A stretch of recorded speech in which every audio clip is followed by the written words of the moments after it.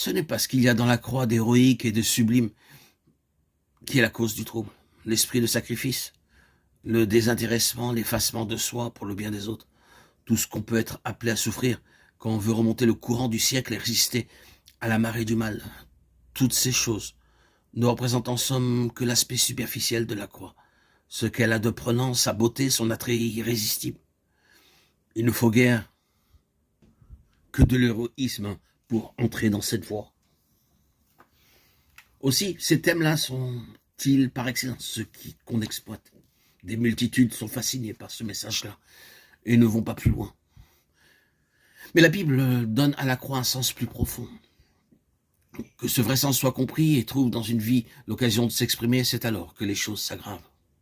Il suffit pour s'en convaincre de méditer ce que la croix nous suggère. Elle condamne le monde. Par sa croix, Christ a creusé un abîme entre le vieux monde et un monde nouveau. Et personne ne réussira jamais à jeter un pont entre l'un et l'autre.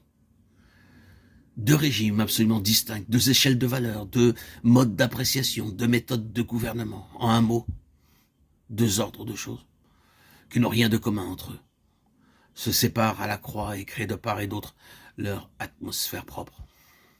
Non seulement ces deux systèmes différents du tout au tout, mais ils sont irréconciliables et à jamais hostiles l'un à l'autre.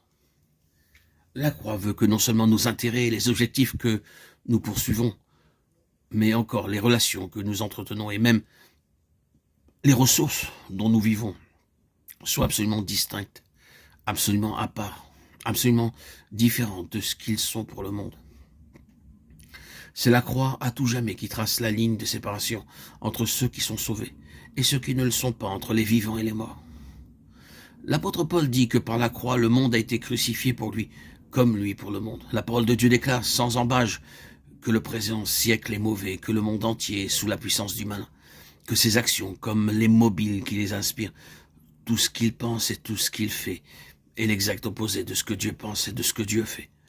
Elle affirme que le monde est irrémédiablement incapable de recevoir la révélation divine, qu'il ne saurait de lui-même parvenir à la ressemblance de Dieu, que la vraie communion avec lui est une chose qui lui est impossible d'apprécier et dont il ne jouira jamais, et qu'il ne saurait en aucune mesure avoir le privilège et l'honneur de jamais collaborer avec lui. Cette faculté de percevoir les choses de Dieu, de croître à son image, de collaborer à son plan éternel est le privilège exclusif de la vie régénérée, de l'homme né de nouveau. C'est ce verdict, c'est cette condamnation, c'est cet impératif de la croix qui provoque jusqu'au sein de l'Église professante le non irrité d'une forte majorité. Inversement, c'est à raison du même principe qu'un compromis avec le monde, soit pour une Église, soit pour une vie individuelle, oppose à l'œuvre de Dieu un obstacle irréductible. Dans ces existences-là, qu'elles soient individuelles ou collectives, l'objectif essentiel de la croix reste à jamais inaccessible.